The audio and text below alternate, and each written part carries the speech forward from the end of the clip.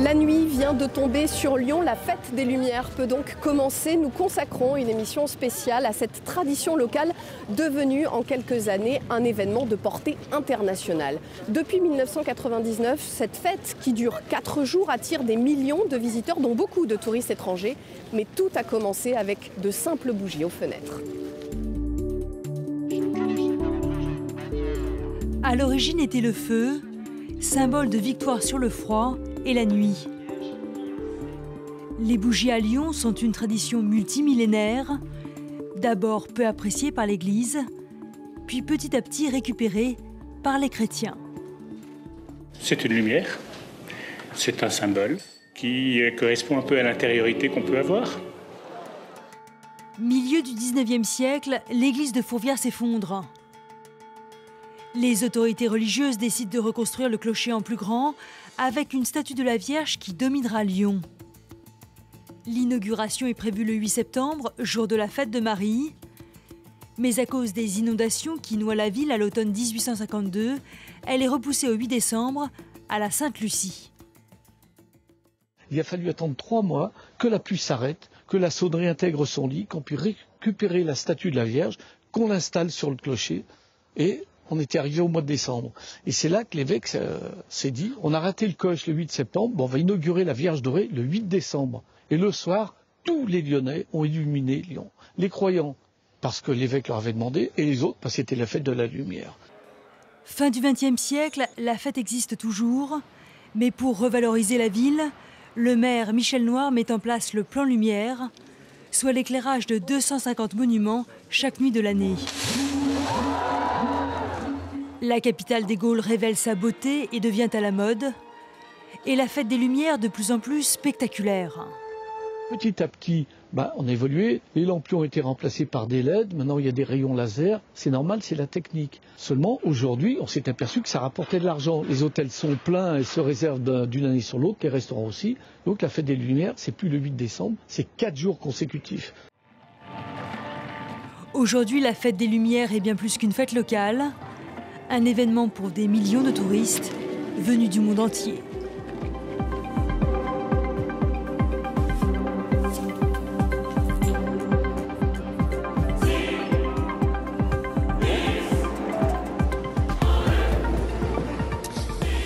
Vous l'avez vu, la fête des Lumières, elle a commencé à la fin des années 90. Nous avons la chance d'être avec l'un des pionniers de ce festival, Patrice Varener. Bonjour. Bonsoir. Vous avez mis en lumière le Théâtre des Célestins pour cette édition. On va voir ça? Oui, tout à fait. Il va s'allumer, voilà. Magnifique. Alors racontez-nous ce que vous avez voulu faire. D'abord, j'ai voulu commémorer un anniversaire parce que cette année, en 2017, c'est les 20 ans de mon intervention pour la Fête des Lumières à Lyon. Et surtout, il y a 20 ans, ma première réalisation à Lyon, c'était ce théâtre que j'ai colorisé pour la première fois à Lyon dans le cadre de la Fête des Lumières du 8 décembre. C'était pas encore les 4 jours. C'était pas encore un festival de 4 voilà, jours. C'était la Fête des Lumières. Le balbutiement de ce festival. C'était les débuts, voilà. Et j'ai eu la chance d'accepter. J'ai proposé de faire ce monument. Et donc, il a été fait il y a 20 ans. Bon, ça n'avait rien à voir avec ce qui a été fait là maintenant, parce que là, il y a 20 ans d'expérience qui ont suivi, parce que maintenant, je sais comment ça marche les couleurs, qu'est-ce qu'il faut faire pour que ça soit joli et tout. Et surtout, de travailler les détails sur une architecture comme ça, c'est très intéressant. Il faut donner un mal de chien, il faut que ça soit difficile pour que ça soit bien. Et on prend toujours autant de plaisir au bout de la 12e participation? Ouais, là je suis assez content, surtout d'avoir pu pousser à ce niveau-là ce travail. C'est surtout ce que je voulais, parce que c'était pas poussé comme ça il y a 20 ans. Et là j'ai pu le pousser.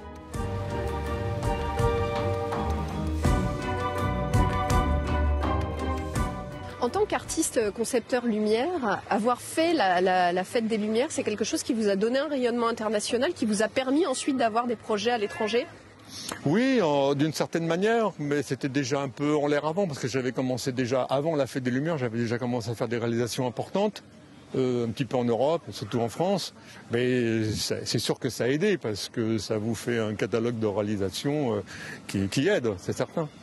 On vous souhaite une très bonne fête des Lumières. Merci beaucoup. Patrice Varener d'avoir été avec nous. On va continuer à déambuler dans cette ville de Lyon éclairée et on va vous laisser profiter de votre installation avec les nombreux premiers spectateurs de cette installation au Théâtre des Célestins. Merci beaucoup. Merci.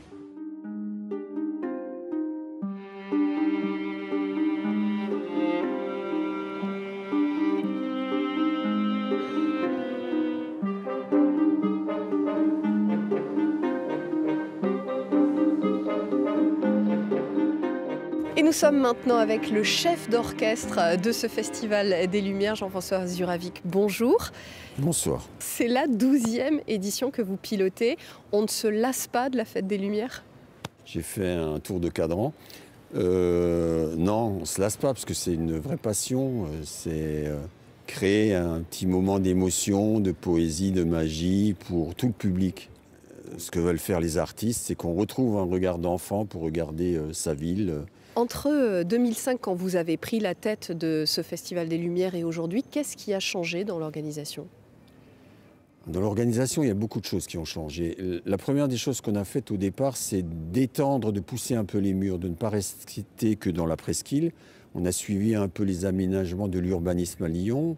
On avait jusqu'à plus de 75 sites dans toute la ville. Et tous les quartiers de la ville jouent avec la lumière. Depuis les attentats de 2015, on s'est un peu resserré sur la presqu'île, le centre historique, la colline de Fourvière. Alors justement, il y a 2 ans, la fête avait dû être annulée en raison des attentats notamment au Bataclan. Paris, oui. Comment vous avez réussi à installer une certaine sécurité dans le festival? Et c'est vrai qu'il faut sécuriser tout le périmètre pour qu'il n'y ait pas une voiture ou un camion qui puisse faire une intrusion et blesser des visiteurs, des habitants. Ça, c'est le premier point. Donc, c'est un périmètre qui est hermétique, où on peut être éventuellement fouillé à l'entrée et uniquement destiné aux piétons. Alors ce qu'on a gagné, c'est qu'on a pu évacuer sur certaines rues du centre-ville de la presqu'île des voitures. Donc ça donne plus d'espace pour la circulation des piétons et du public.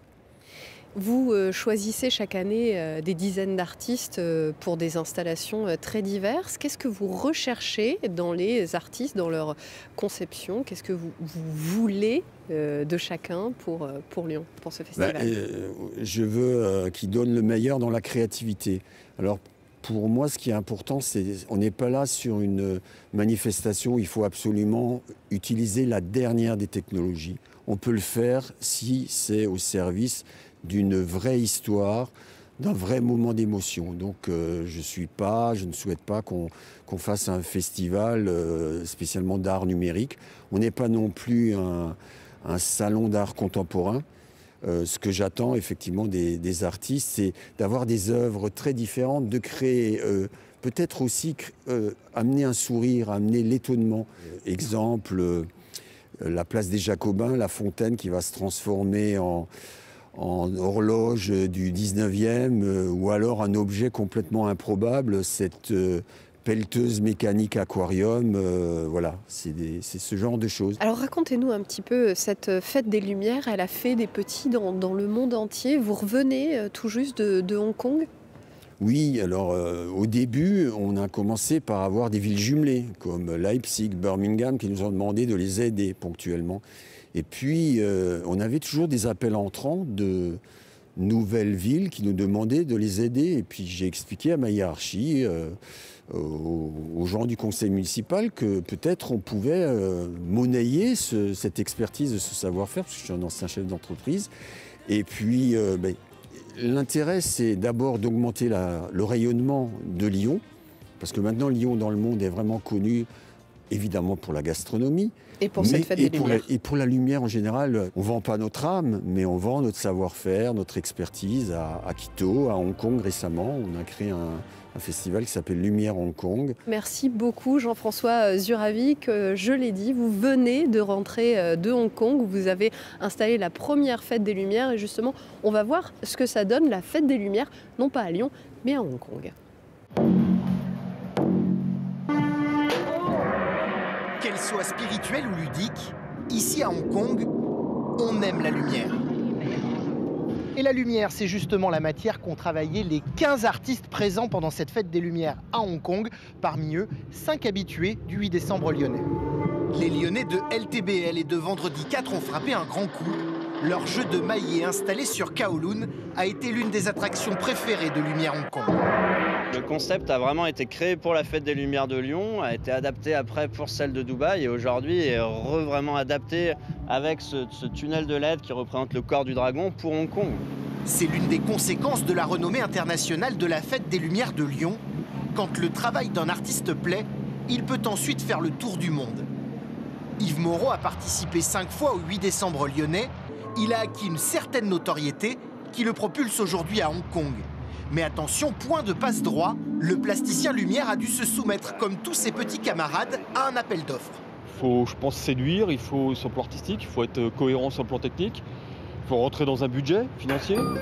En 9 ans, 120 œuvres proposées à Lyon ont pu ensuite voyager. Chiffre d'affaires global pour les artistes, 5 millions d'euros. Parmi les créations les plus demandées, les désormais célèbres Anouki.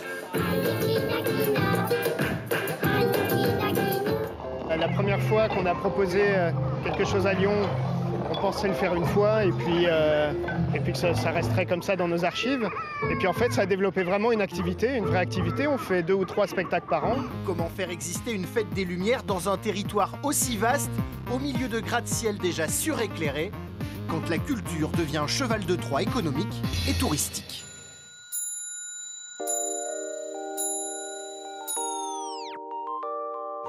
Voilà, il est maintenant l'heure de se quitter. Merci d'avoir suivi cette émission de 7 jours en France. À très vite sur France 24.